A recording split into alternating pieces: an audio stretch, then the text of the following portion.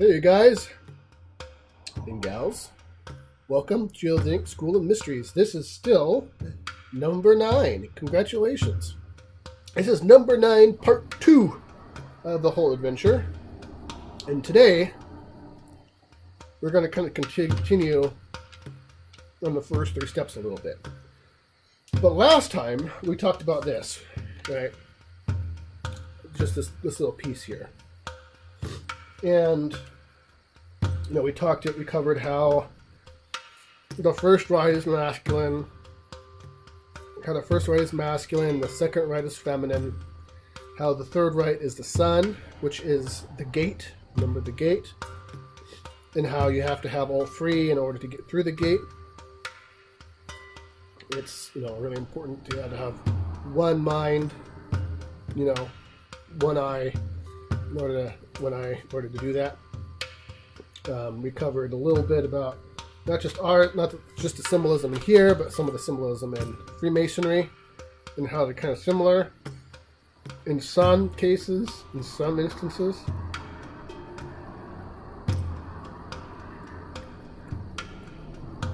But what we weren't able to cover in very great detail is the dying god myth.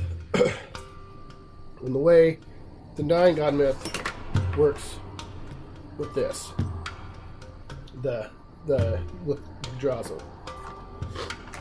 I gotta warn you, actually, before we get started, I have a cold.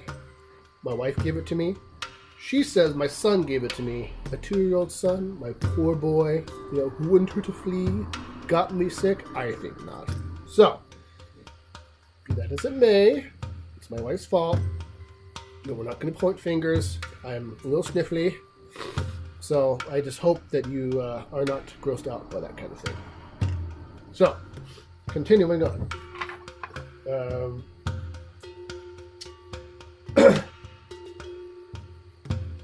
We didn't have a chance to really go into how the dying god myth plays into all of that kind of thing.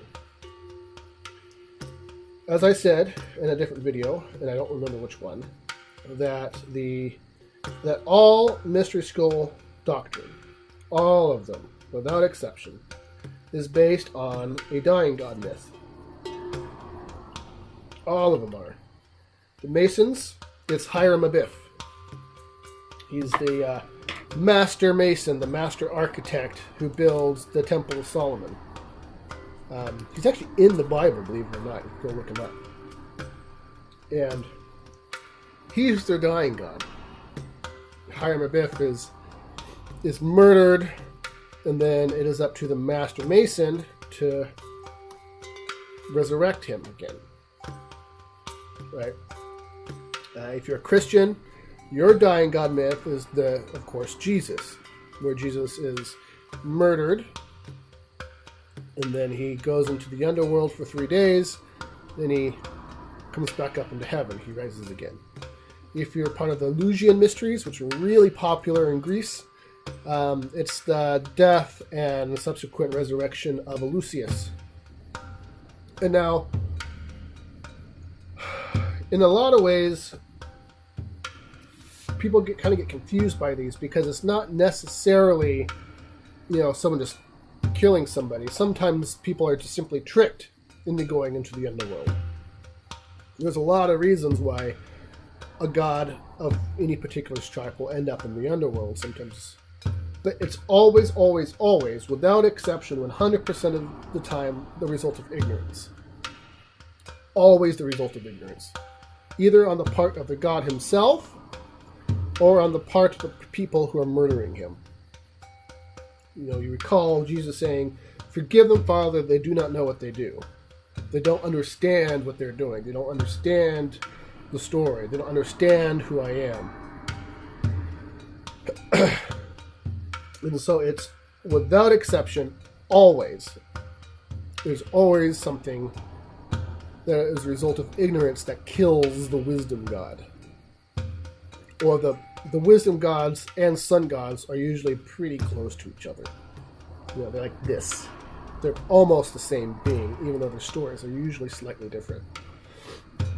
So, in the case of the Odinic mysteries, the mysteries of Odin, it should come to no surprise that our dying god myth is the story of Odin and his death and resurrection.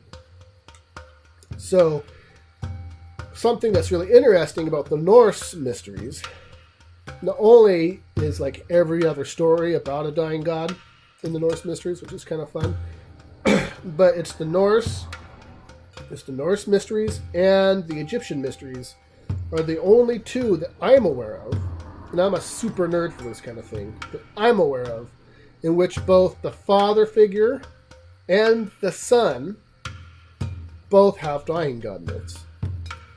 Both Osiris and Horus, God the Father and God the Son, both have their own dying god myth.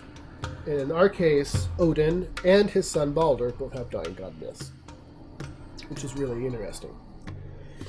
So, the story of Odin and how he came to the underworld and rose again. There's a big misconception when it comes to Odin, the Norse god.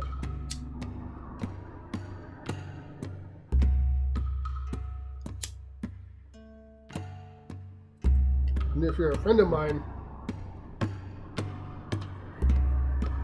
ouch. And if you're a friend of mine, you have almost certainly heard me complain about this before, because it bugs me a lot. The misconception is that Odin is a war god. This isn't true. Odin is not a war god. Odin is a wisdom god. There's a difference. Odin's arc, if you look at him as a story, if you were to put his motivation out on paper, what he wants in life is not combat. He doesn't seek it out. It's not his thing. He wants wisdom. Always. He always wants to either challenge his own wisdom, challenge his wits, work his brain. He always wants to know more than what he already does. Gods like Thor are war gods. Thor is a meathead. He's kind of the brawler. You know, he wants to just punch things. You know, Tyr is a war god. He's like the noble knight kind of archetype. Odin is none of those things. Even though he is associated with combat in some instances, it is always for a different purpose. There's always some other reason why he's fighting some battle or needs warriors for something. Right? It's never his primary thing. It's not what he primarily does. And so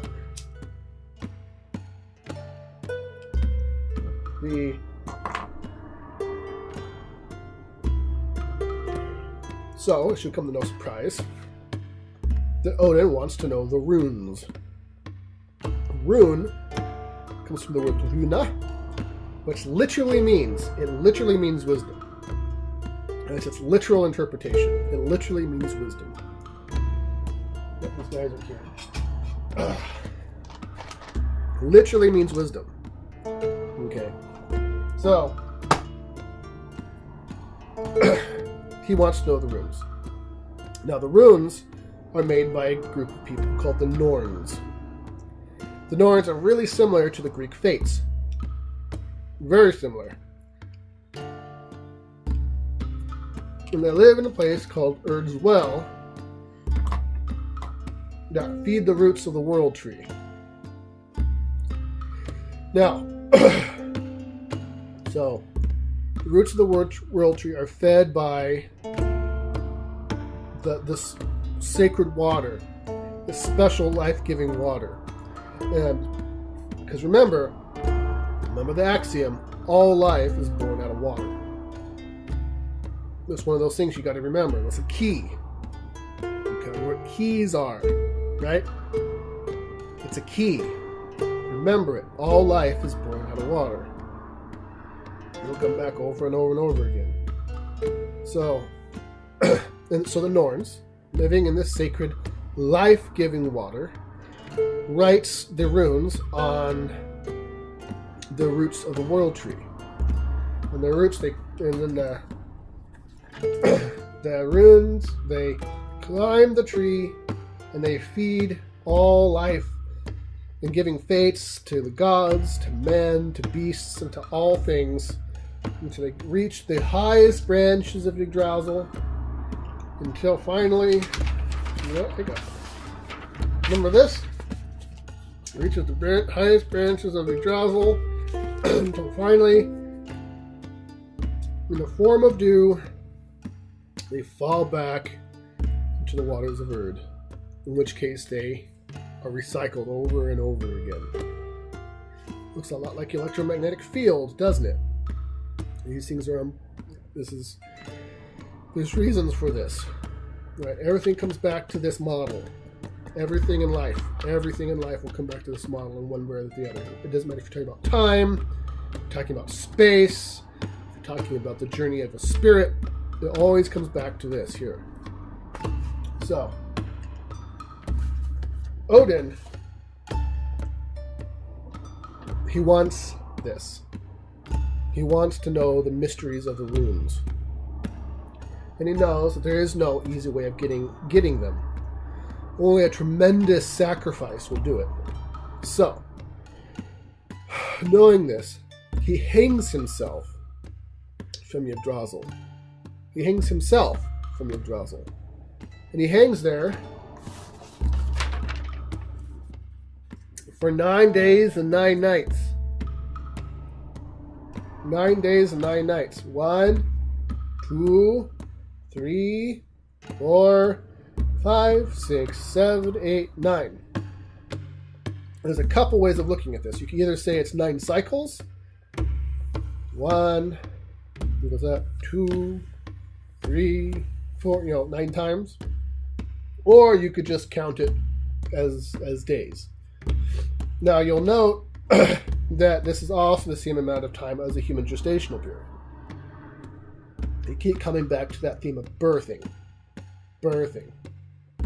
In order for Odin to be birthed into wisdom, he has to hang by his umbilical cord for 9 days and 9 nights until he gets to leave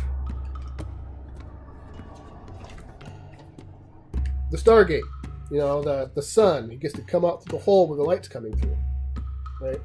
These things, there's a lot of parallels here, which is why it's infinitely difficult to talk about the subject without going off the rabbit trails.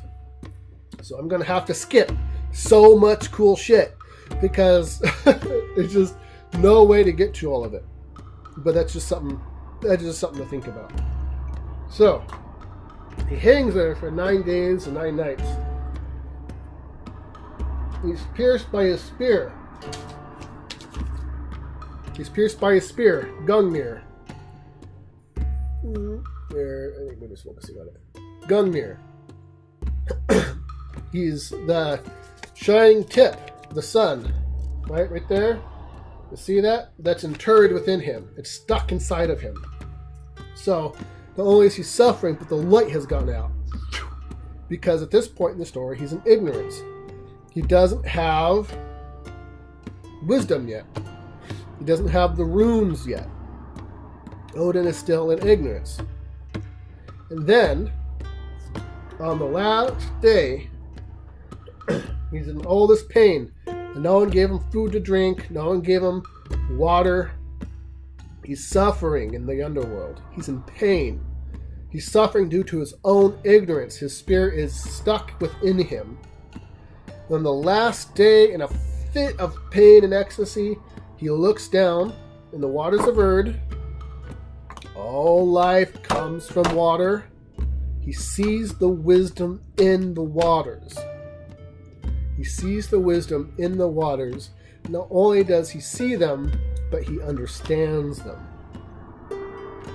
He understands the mysteries. He understands the wisdom of the universe. And having seen wisdom and understood it, his spear is removed from him. Gungnir is removed from him. So see the little S up there at the top, the sun? The shining tip of his spear now shines forth. He's no longer interred anymore. He's no longer interred. He can now wield his mind. His spear is removed and his cord is cut. And now he falls from the world tree. It lands down here at the bottom, which is where these come in. The first one, you know you're dead. Second one, you see the runes in the water. That's why it's the water rune. It's the rune for here. See that? See that? So the first one here, he understands. He's in ignorance. Wait, am I doing this right? Yeah. The second one is he sees the waters, sees the runes. The third one, he's set free from the womb, basically, the womb. And now he's in unity again. He's no longer split into two. He's no longer dualistic. He's single. He has one eye, essentially. Okay. And so that's basically the way the story goes.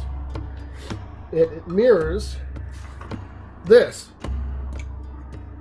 And so these here represents the waters of Earth. It kind of functions as two different things. It functions as both the waters of Earth and Mimir's well, where Odin gets his one eye from. See how this is one?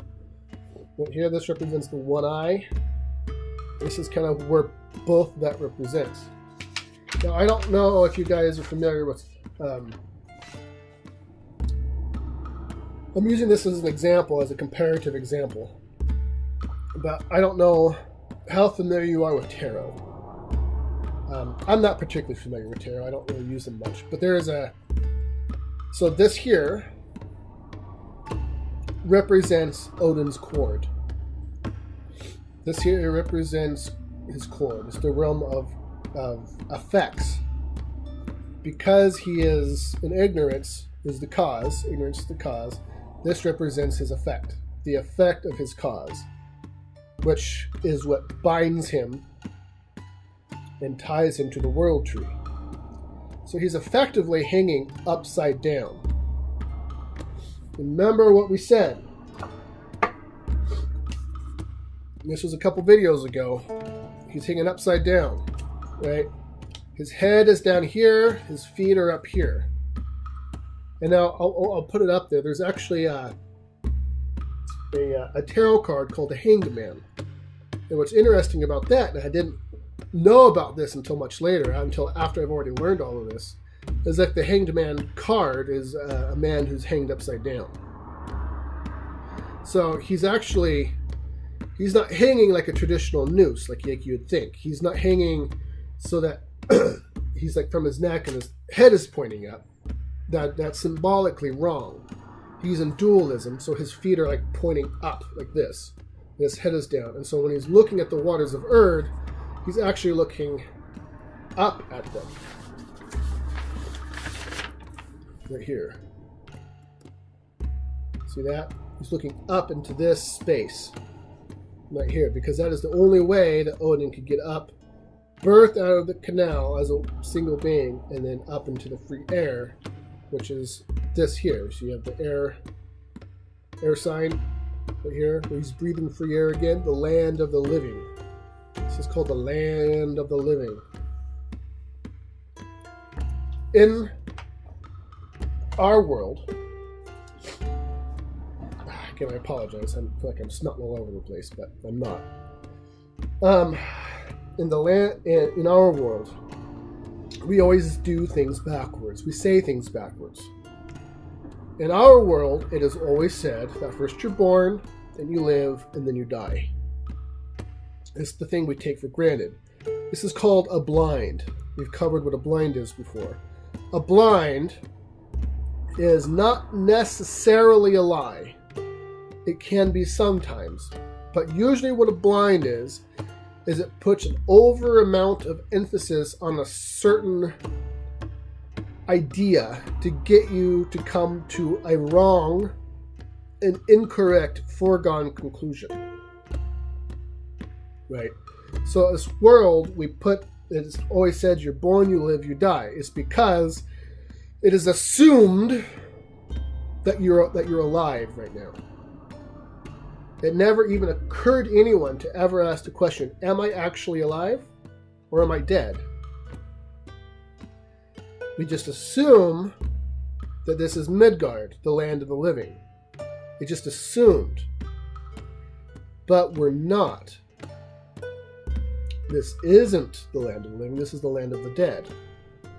And so the true esoteric way of saying that phrase is first you die, then you're born, and then you live. There's a key, there's a sacred key that we've been over what a key is again and again, right?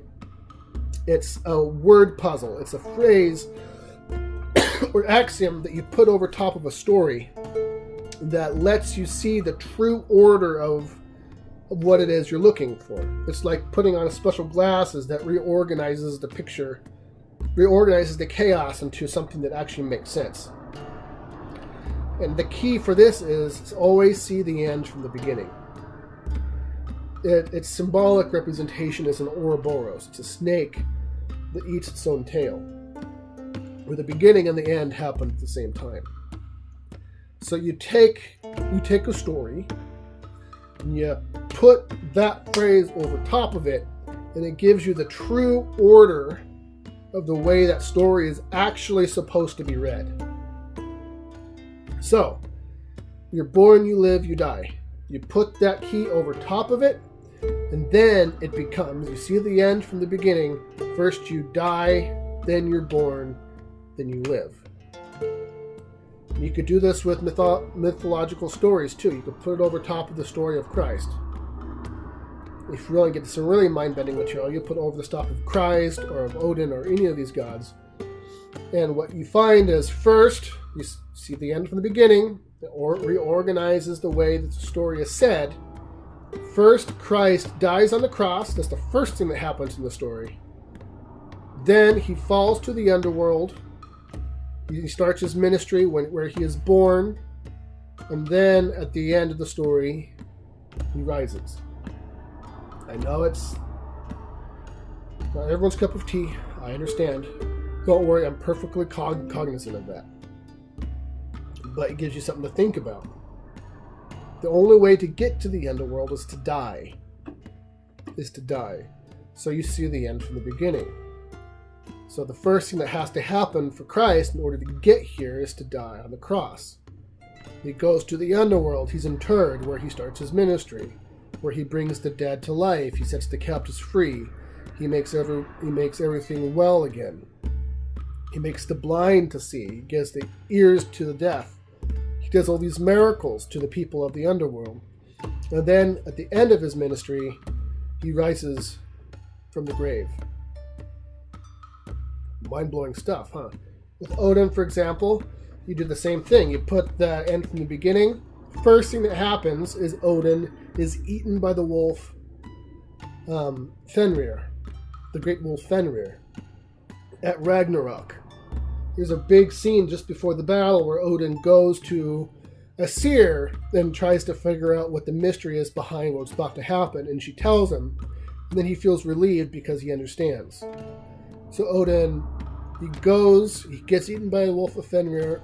He ends up back where he started. He goes to the underworld and in ignorance. He wants wisdom. He seeks wisdom. He hangs himself from the world tree to get wisdom. He understands wisdom at that point, and then he climbs the world tree and ends up back up here in the land of the gods. At a different cycle. So, time, it cycles over and over again. Each time you die and you fall back to the underworld, you never quite fall exactly as far as you did at the beginning. It's the ancient Egyptian god Thoth talked about how I'm getting off track. I'm sorry, but I need to finish this point. The Egyptian god Thoth famously said that time is a corkscrew that turns up and to the right. So even though that you fall, you might fall because each turn is a beginning and an end, right? Each turn you end up back at the underworld down here, but you're not quite at the same place as you were the last time you ended up in the underworld, which is down here. So this is the big mystery. This is the big story of how, which is why it works out really well this way. Because at the my very first video, maybe the second video, I talked about the dying god myth. I don't know. I talked about the dying god myth somewhere in there, and now we come full circle where we're talking about the spear of Gungnir, the underworld, right here, the way to get yourself free, to rocket your ship out of the underworld. And then we're back talking about the dying god myths and why it's important. And it's this same pattern will follow irregardless of which dying god myth you like. I personally always resonated with the Norse, which is why I ended up in the Norse mysteries. I contend, and not everyone will agree with me, and that is fine. There is no expectation of belief here, people. The only thing I would say is that it would be wise. My teacher told me, he asked me the question, can you entertain an idea without accepting it? Can you entertain an idea without accepting it? And that's really what I'm asking you to do here. Is can you entertain the idea that there is one truth in the universe for which all the stories are patterned after? And that, like I said last time, it's a bit like how these are all, truth is like a base code, right? They're just like floating static in the universe. And the mysteries, the mystery schools, that teach you this stuff, are like operating systems that organize that truth for you in a way that is tangible for the primitive minds that are the human being. And so that is part 2. I appreciate you sticking with me, and it really means a lot that you did that. I really appreciate you folks who are here, that you've stuck with me. You ask good questions, and you seem to be really engaged. This isn't the kind of thing that is going to make me famous. I'm not trying to be famous on YouTube, although it'd be convenient financially, but it's not why I'm doing this. I made an agreement with God when I started that the people who watch this are the ones who are supposed to see it. That for whatever reason, that the people who are ready to hear this information are the ones who are going to tune in. And so, for those of you who have, I really appreciate it. And ooh, that is hot. And so that really means a lot to me. Okay, well, I kept it under 30 minutes. Good for me. And I'll see y'all next time. Goodbye.